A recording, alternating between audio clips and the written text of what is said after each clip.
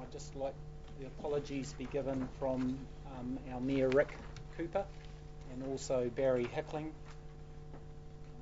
Can I have someone move and second those apologies be accepted? Thank you, Councillor Johnson and Councillor Kirk. All those in favour? Those against? Carried. Thank you. Right, item 1, we've got Mr. Richard Worth from Marakai Dairy Company from Mokai to do a presentation for us. Welcome, Richard. Kia ora tātou. And, we'll let you go. Welcome. Thanks for having me, councillors. And it's called Miraka. Is it? Miraka, sorry. Miraka, no, that's right. It took me about a year and my mother still can't work it out, but she's getting there slowly. So today is just an opportunity for me to brief council on Miraka, the project that's up and running out at Mokai. So some of you would have been out, I understand, out towards the glass houses and be familiar with the site, but today is just an information sharing opportunity. Hopefully many of you will know that Miraka means milk, so that's where the name came from. Very simple.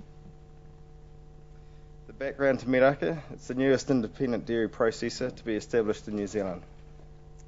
The unique feature is it's the first majority-owned Maori processing facility in the world.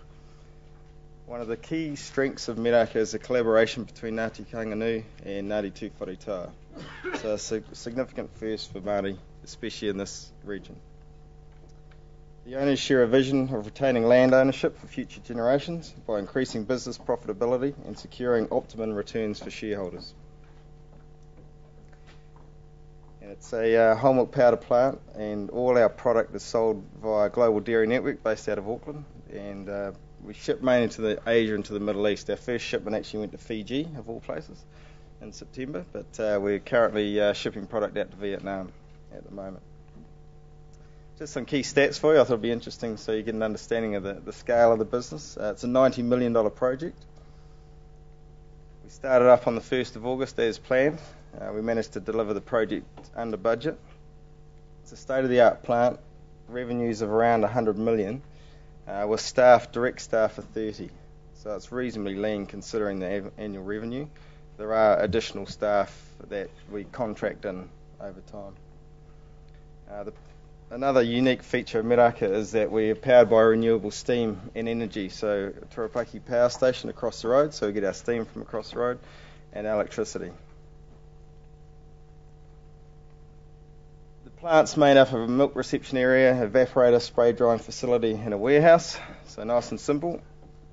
And the wastewater is irrigated onto neighbouring Turapaki land, and solid waste is so we get fat solids. Waste stream comes out of the factory and that gets processed on the neighbouring worm farm. So it's a very unique feature. Most other plants are powered by coal-fired boilers. We've got geothermal energy, and all of our waste is captured within our footprint. So it's a very low carbon footprint plant, which is great. Capable of processing 210 million litres of milk, so around 55,000 from around 55,000 cows. So we turn out 8 tonne of milk powder per hour. In terms of its location, most of you will be familiar with Mokai if you've been out there, which is great. It's a pretty fantastic valley. I know when I first went down there, I was pretty blown away with the industry down that valley. There's a goal to have a $1 billion valley down there, so hopefully you're familiar with that. But certainly, a tribute to the shareholders. The key cornerstone shareholders are Turapaki and Wairapa, so you should be familiar with the glass houses and the power station out there, hopefully. Wairapa out at Pouakani, Mangakino, have over 11,000 hectares, currently have 10,000 dairy cows, so a significant player in the dairy industry. So between those two entities, they are cornerstone supplier. So that's Mangakino in the front of that screen, and all their farms go back from the river. They've also got significant forestry blocks as well. We also have a number of other trusts and incorporations. Waipapa 9 Trust, who recently took out the Ahu Whenua Sheep and Beef Award. Previous year they won the Ahu Whenua Dairy Award, so a very forward-thinking and progressive Māori trust. Tauhara Moana Trust based under the hill, our Hauhangaroa Partnership down the bottom end of the lake, and Huiarao Farm Partnership, which is out by Warapa Moana. So they're all shareholder suppliers. One of the key strengths of our business is that a number of our shareholders supply cows to us. We've got just under 20,000 cows from our suppliers. We also have strategic investment partners in Vinamilk, the biggest Vietnamese milk company. So turned a profit of $90 million US last year, growth of around 25% year on year. So significant player, around 20% shareholder in Miraka. And they will also buy product from us as well. The Maori Trustee, based out of Wellington, are also a significant investor, as is Te Awa Hohonui Forest Trust, who have forest land between here and Napier, on the Napier-Taupo Road, and Global Dairy Network, who do all our sales for us. So they're the shareholders.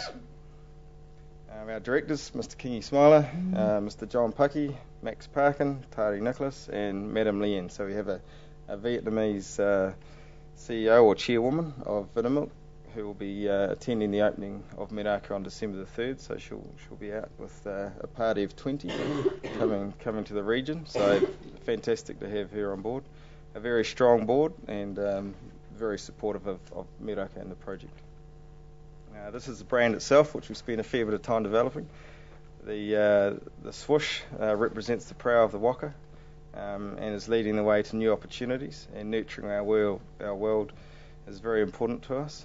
Our mission is to be commercially successful, built on strong relationships with a focus on quality products and nurturing of our people. Our values: kaitiakitanga, integrity, excellence, tikanga and innovation. So we're very focused, especially on kaitiakitanga, in terms of utilising our natural resources and making sure our factory is sustainable for many years to come, both at the factory level and farm level. In terms of the structure of the business, I won't dwell on this too long, but it is, as I said, 30 staff. I have my operations manager, who's Naitahu, who's come back from Egypt, so he's 8 years over in Al Marae, a Kiwi who's come home living here. So fantastic to have Mike and his family back. Jason Sheriff, my financial controller, has come back from Germany, from Hamburg. So Miraka as a business is bringing people to town, which is a great result, and a good young team. So we've brought staff from around the country to work for Miraka. The project itself, just to give you a bit of a timeline on when we started turning soil in May 2010. Earth Movers did all our earthworks for us. We had to drive in 600 piles, so there's 612 metre long wooden piles under here.